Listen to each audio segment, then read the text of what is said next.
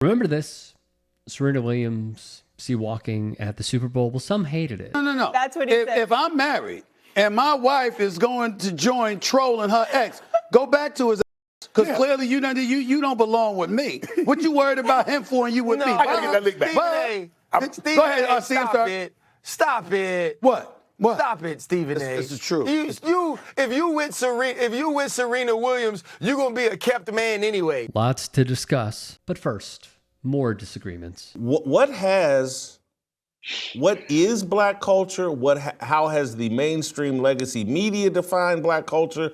How do the average ordinary, and let's be real about it, what does the average ordinary black American think is black culture? Have we all decided that gang culture, hip hop culture is black culture? Is there a consensus? Maybe you and I are outside of that, but maybe everyone else or most people disagree with us. That's not the argument here. And when Reddit co-founder Serena Williams' husband, Alexis Ohanian, saw Whitlock's deplorable comments, he wrote, "Some of y'all have no idea how criticized Serena was for this same dance at Wimbledon 13 years ago, and it shows this is bigger than the music. Whitlock would call Ohanian a true beta.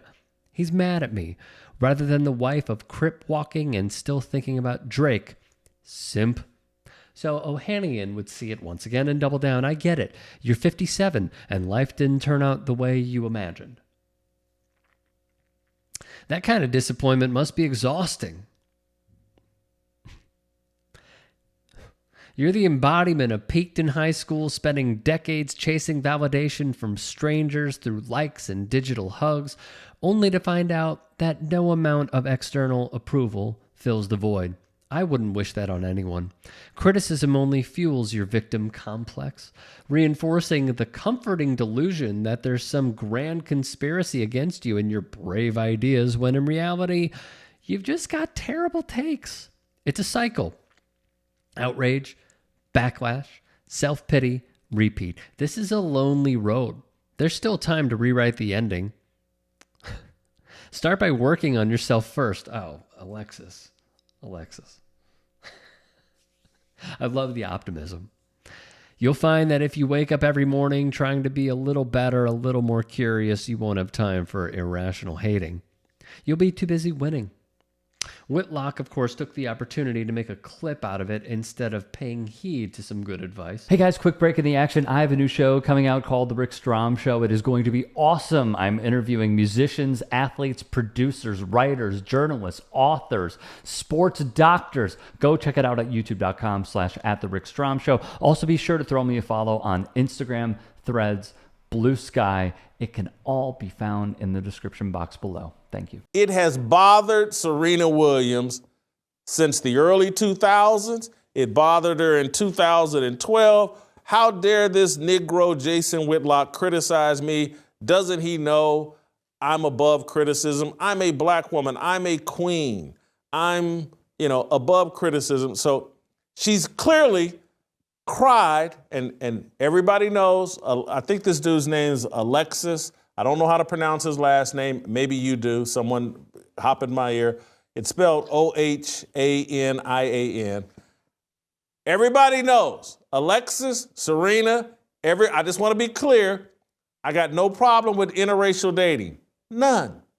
Check my record. I have none. However, I will say this. Clearly, she's been crying on her white husband's shoulder. This mean old fat black man, Jason Whitlock, he's criticized me about crip walking. And when I was struggling with my weight, he criticized me about that. And now this man has taken to Twitter. I guess she has gassed him up for this war. And it's his job now to come at me. And let me just be clear to Alexis. This man is too far gone, okay? He is in the MAGAverse. He has no financial reasons to try and change his mindset, not only for how it enriches himself, as he had a sit-down interview with Trump at the White House previously for a different network where he was pushed out of course, but also because this is who he has been for many, many, many years, decades even, okay? I also want to say something else very quickly to unpack this past clip that Whitlock stated. He is creating a false reality to his audience. And that reality has been, whether it is Sha'Carri Richardson, whether it is Serena Williams, Venus Williams, whether it is Simone Biles. Take any black athlete, a female black athlete. He has tore them down. And the reality that he is trying to set the table of is see this black woman, see how they're so controlling, see how they send out their, as he said, white husbands, white counterparts to go do the dirty work. It's because Serena Williams is controlling. That's not the case. If I saw my wife being disrespected, I don't think I would need her approval to go and stand up for her. Whitlock wouldn't know anything about this because he has no significant other. If we've learned anything from his time when it pertains to him even tweeting out his own messages when he's looking at NFL standings on ESPN.com, he tips his hand. Because there was a certain advertisement that was targeted towards him. I think we got a sense of the actual reality through him tweeting the evidence. Nonetheless, for what it's worth, Howard Stern would agree with the comments from Smith, which were bogus. He's got a point. I hear what he's saying. She used to go out with Drake, and by dissing him at the Super Bowl, it indicates she's still living that whole scenario. He's right. I agree with Stephen A. Look, here's how I view it, and I said this previously, so I'll double down on it. Number one, Drake went after them multiple times, over and over and over again. With that being said, she decided to go after Drake because they saw the diss tracks, they saw the lyrics, and she stood up for herself, her husband, and where she's from. The same place in California where Kendrick is from. The fourth is, as Ohanian touched on and others have touched on, is Wimbledon.